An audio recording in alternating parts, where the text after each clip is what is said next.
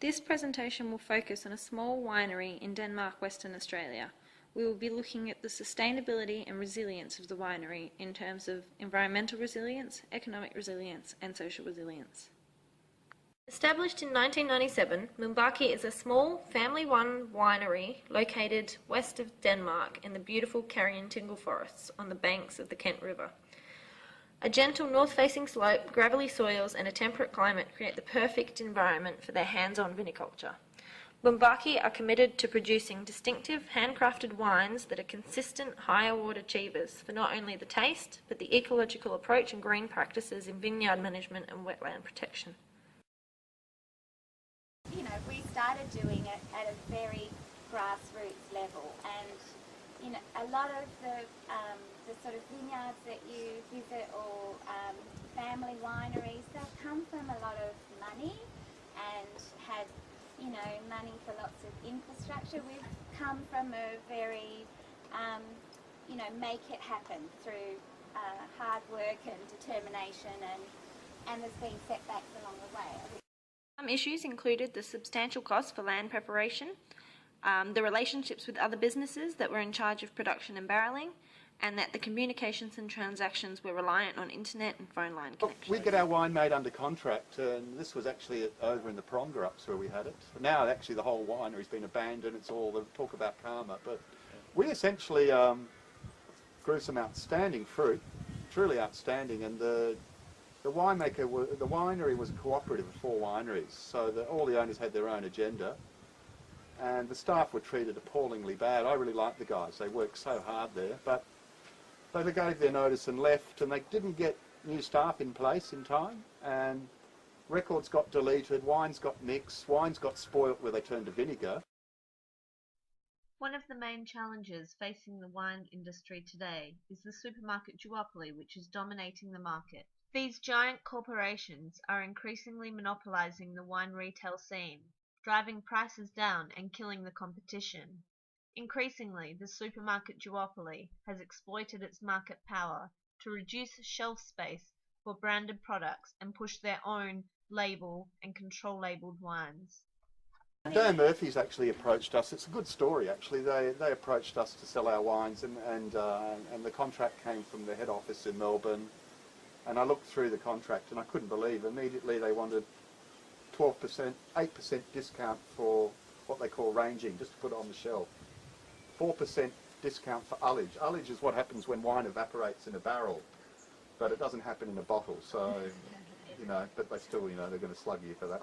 Then they wanted us to set our wine at a set recommended retail price, but a clause in the fine print would allow them to discount it 20% less than what we'd be selling here at the cellar door, which I think is totally unethical.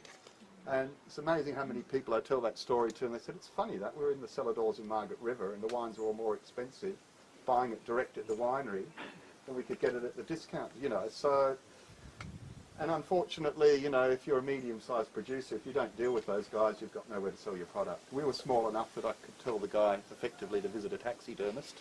Moombaki is based on a small business model, meaning that a large portion of their wine is sold directly to consumers, eliminating middleman distribution systems, and a small vineyard meant Melissa and David had absolute control over their produce and how it was cared for. I mean, the same thing can happen to us. You know, we had one year where nothing ripened, so we didn't pick any of our fruit, and we had the entire year where we pruned, we put all the nets on the vines, we did everything right. And I think that's when I was saying earlier, you know, these are the external. David Brewer, a very famous organic grower, Temple Brewer Wines, lost his entire Verdelho crop in one day to sunburn. Large areas of Franklin wineries, vineyards got wiped out in one night from a big hailstorm. So.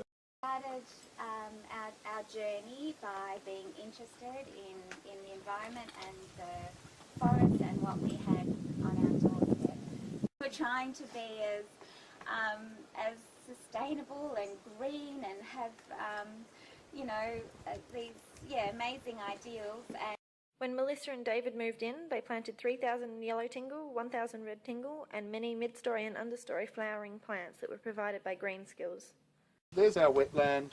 Fisheries have come here and found 2 new species of native fish they haven't found anywhere else. Sorry, 1 new species. But we've got 2 native fish that live in there. We've got the frogs, long-necked turtles, the marron, anything that's aquatic, if you're not doing the right thing, they're particularly frogs, the first thing that goes.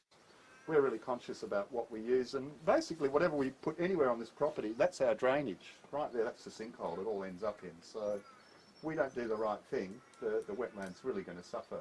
I loved like being out here. I was healthy, happy, you know, beaches right there, and with the people I love.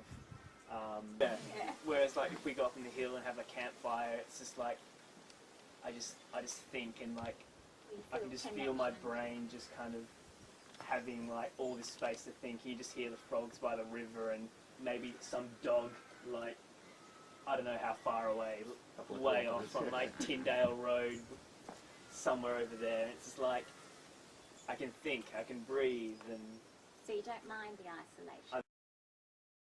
Social and economic stability comes from the personalised relationships that Melissa and David had worked hard to form with their customers through their cellar door sales, social events such as picking days and hosted dinner parties, and their online presence and monthly newsletter. Ongoing issues for Moombaki Winery include the unpredictable climate, profit that relies on a small customer base, threat from pests and disease, the duopoly, communications that rely on internet, and the trust in partners to produce their wine. Ongoing efforts include their eco-friendly and sustainable living approaches, the monitoring of environmental factors in their wetland and ecosystem, interaction with their customer base and social events, and their small business management approach. As a result of the ongoing efforts by Melissa and David, we perceive Moombaki Wines to be socially and economically resilient, while also going to great lengths to ensure that it is also environmentally sustainable.